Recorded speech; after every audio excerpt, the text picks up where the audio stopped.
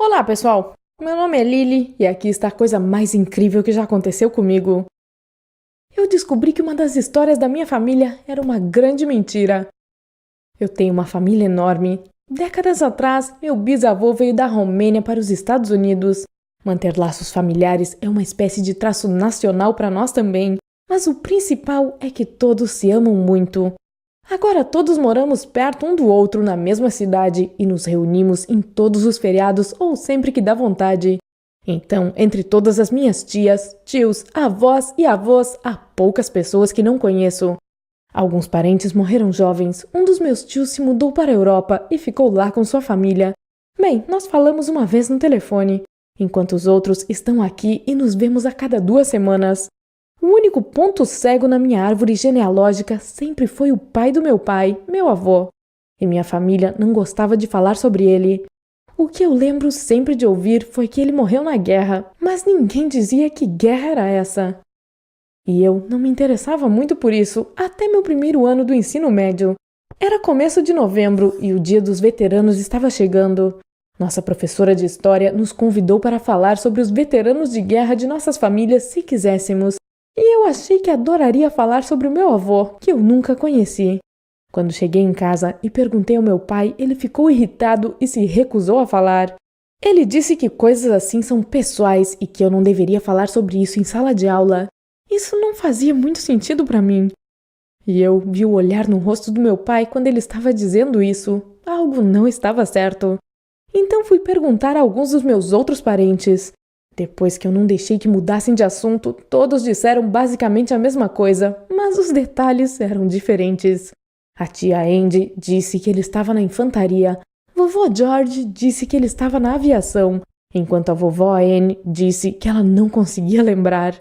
Mas o mais impressionante é que eles nem mencionaram a mesma guerra. 2 deles disseram que era a guerra do Vietnã, enquanto a vovó Anne disse que era a da Coreia, que nem sequer era matematicamente possível.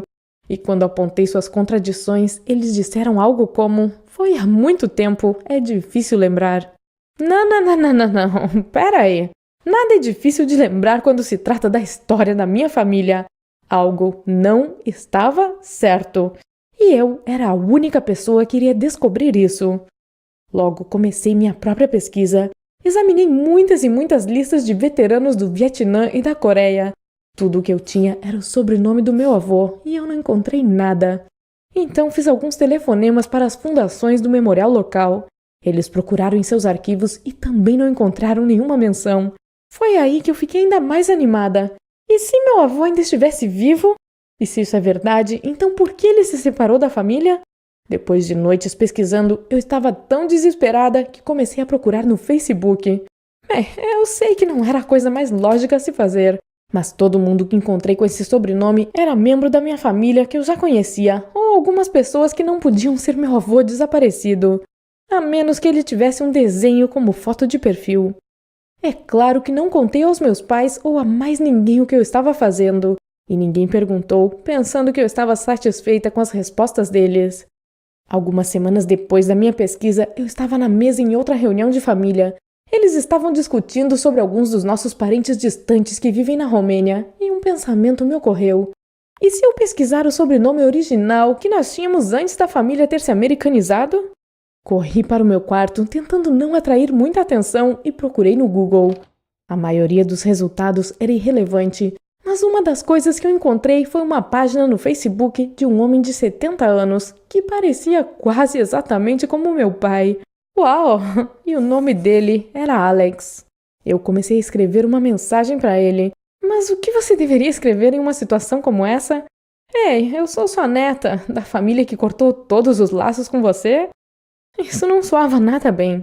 As 2 fotos de perfil que ele tinha estavam na frente de sua casa e eu reconheci a área. Era do outro lado da cidade e minha amiga Kelly morava lá. Então já estive na região algumas vezes. Claro que eu estava com medo de ir, mas eu estava animada demais para desistir. No dia seguinte, saí cedo da escola e entrei no ônibus. Encontrar a casa foi mais difícil do que eu pensava, mas eu a encontrei. Era pequena, simples e bastante antiga. Por mais 20 minutos eu não tive coragem de bater em sua porta. Eu até pensei em algo como: Bem, se minha família decidiu esquecê-lo, provavelmente há uma razão. Mas não havia como voltar atrás, então eu fui até lá e bati na porta. Ele abriu. Ele parecia aborrecido, como se não estivesse esperando nenhum visitante e obviamente não quisesse nenhum também. Mas então pareceu que ele achou meu rosto familiar. Talvez ele tivesse sentido alguma coisa. Comecei a contar toda a história o mais rápido que pude. Ele escutou por um tempo em silêncio, mas depois me interrompeu e disse que eu estava certamente enganada e que ele era outra pessoa. E eu pude ver que ele não queria dizer isso. Então ele fechou a porta na minha cara. Eu não conseguia parar de chorar no caminho de volta para casa, mas nessa mesma noite eu o adicionei no Facebook pra, não sei, lhe dar outra chance. Imagine o quão difícil tudo tinha sido para ele. Eu não esperava muito quando fiz isso, mas alguns dias depois recebi uma mensagem dele. Ele me chamou para conversar. Então, no dia seguinte, voltei até a casa dele e bati na porta. Ele me convidou para entrar. A casa estava bastante bagunçada e toda a situação era estranha para nós dois. A conversa não foi fácil. Eu tinha muitas e muitas perguntas, mas ele precisava de tempo para me dar as respostas. Nos encontramos várias vezes depois disso, então agora conheço toda a história e aqui está. Quando jovem, meu avô tinha um grupo de amigos barra pesada e se envolveu em muitos crimes sérios. Ele fazia parte de uma gangue ou algo assim, e ao longo dos anos tudo só piorou.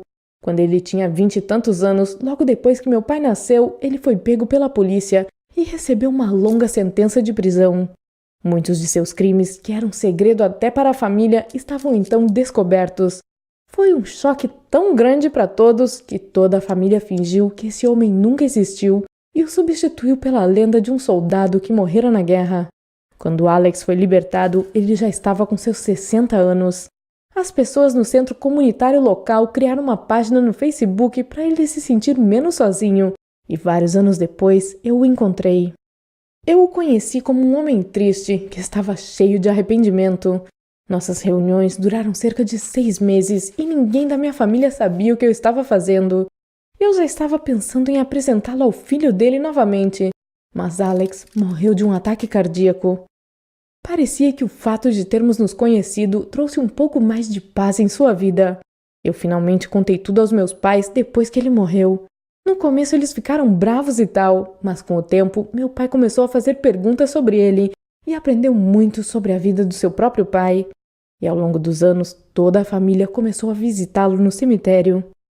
Nada tão incrível como isso aconteceu comigo desde então.